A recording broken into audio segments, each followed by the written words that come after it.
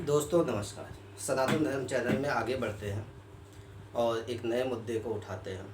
दोस्तों अक्सर आपने लोगों से कहते सुना होगा या यार दोस्तों में सुना होगा, यार एक स्त्री चाहती क्या है, क्यों नहीं समझ में आती है। एक स्त्री के बारे में कहा जाता है कि ईश्वर की सबसे अद्भुत रचना है, तो उसको हम समझने की कोशिश करते हैं एक कहानी के माध्यम से। एक बार की बात है, एक विद्वान को फांसी होने वाली थी। किसी अपराध में उसको पकड़ा गया था और उसको फांसी होने वाली थी। जब फांसी होने वाली थी तो राजा ने उससे कहा कि मैं तुम्हारी फांसी माफ़ कर दूंगा, लेकिन तुम्हें एक सवाल का जवाब देना होगा। उसने कहा कि तुम्हें इस सवाल का जवाब देना होगा कि एक स्त्री आखिर चाहती क्या है। विद्वान को कुछ समझ में नहीं आया। उसने कहा ठीक है साहब, ऐसा है कि मुझे कुछ मोहलत दिया जाए, कुछ समय दिया जाए, तो मैं इस सवाल का जवाब ढूंढूंगा। उसने कहा, राजा ने कहा ठीक है, तुम्हें 1 साल की मोहलत दी जाती है, जाओ तुम इस सवाल का जवाब ढूंढो। अगर तुम नहीं ढूंढ पाए तो तुम्हें फांसी दे दी जाएगी। विद्वान जाता है, कई लोगों से पूछता है, कोई जो जवाब देता है उससे वो विद्वान संतुष्ट नहीं होता, और जब खुद नहीं संतुष्ट होगा तो राजा कैसे संतुष्ट होगा। इसी तरह से पूछते पूछते बहुत समय बीत गया। फिर किसी ने उसको बताया कि तुम्हें इस सवाल का जवाब सुदूर जंगल में चले जाओ, एक भूतनी देगी।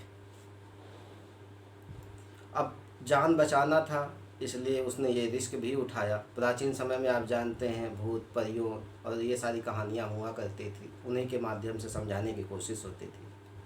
तो विद्वान जो है पहुंच जाता है सुदूर जंगल में, घने जंगल में। वहाँ उससे भूतनी से मुलाकात होती है। भूतनी से वही सवाल वो पूछता है कि आखिर एक स्त्री चाहती क्या है, मैं इसका जवाब तुमसे चाहता हूँ, और लोगों ने बताया है कि तुम ही इसका जवाब दे पाओगे।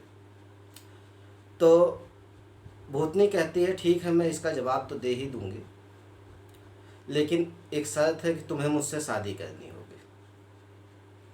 विद्वान परेशान कि अगर शादी कर लेगा तो भूतनी गले पड़ जाएगी, और शादी नहीं करेगा तो जान से हाथ धोना पड़ेगा।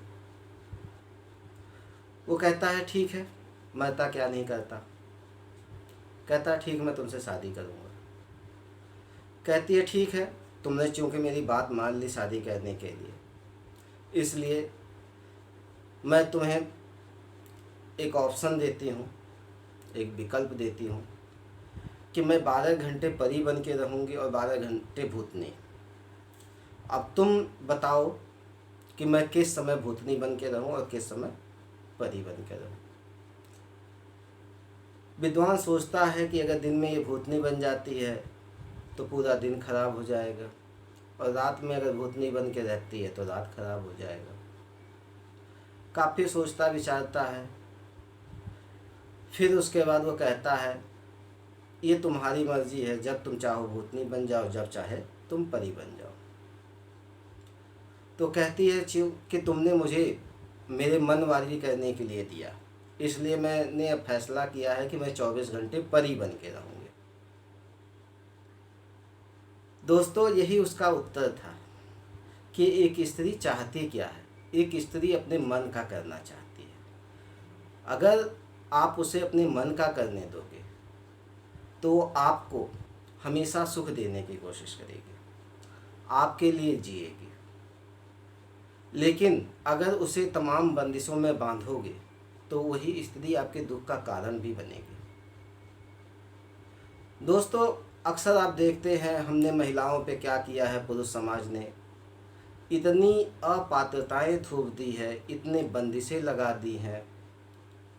उनको हम प्यार की जगह तमाम बंदिशों में बांधने लगे हैं।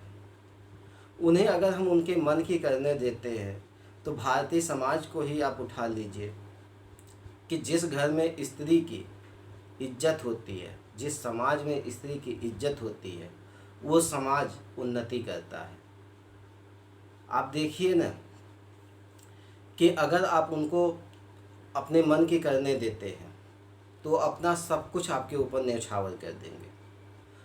उन्हें ना तो भूख लगती है ना प्यास लगती है अगर आप उन्हें अपने मन की करने देते हो।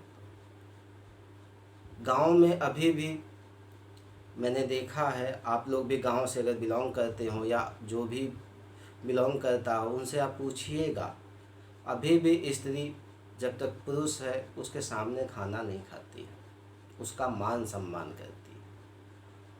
इसी तरह से वो सारे कष्ट अपने ऊपर ले लेना चाहती है और आपको सारे कष्टों से मुक्ति देना चाहती है। क्यों? क्योंकि वहाँ पे अभी भी देखोगे आप काफ़ी हद तक स्वतंत्रता है, उसको उसके मन की करने दिया जाता है। तो दोस्तों, मेरा बस यही कहना है इसके माध्यम से, स्त्री को उसके मन की करने दो, मत लगाओ बहुत ज़्यादा बंदिशें। जितने बंदिशें आप लगाओगे उतने ही वो बिखरेगी। धन्यवाद दोस्तों।